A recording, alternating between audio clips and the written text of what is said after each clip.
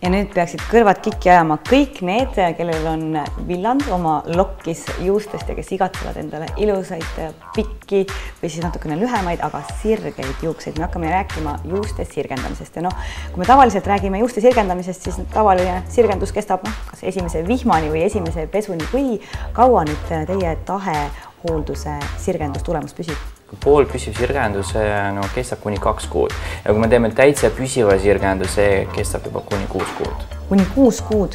Sama ilus tulemus? Sama ilus tulemus, sellepärast on erinevad asted, et kui me paneme quality treatment sisse, siis see kestab kuni 6 kuud.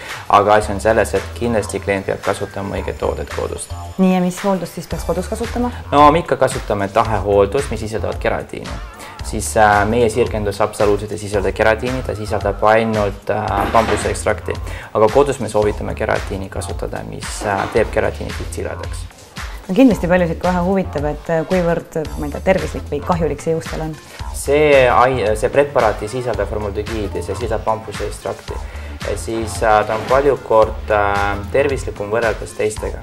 Ja juuksed jäävad peale seda ikkagi ilusad pehmed, mitte karedad sellised?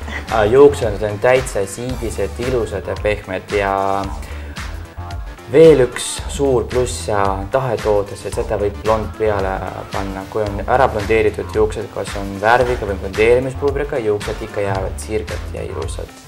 No teatavasti naised ikkagi üle 2 kuu, üle kuu käivad juuksuris, värskendavad oma värvi või soengut. Kas seda võib teha? Küsitakse, et kas me saame järelkasvu värvida. Kindlasti saab järelkasvu värvida, kui on vaja, siis te võite toneerida, aga mitte värvida terve pikkus.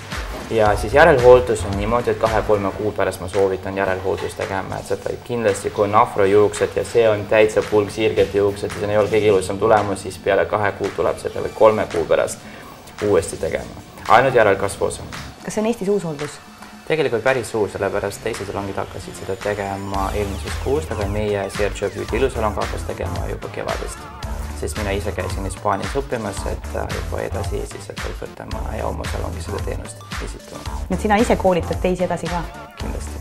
No aga kui ma tahan ikkagi mingi aeg oma ilusaid lokkis juukseid tagasi saada? Tuleb oodata, sellepärast kuni aasta pärast te näete, et juuksed muutuvad jälle lokkiks.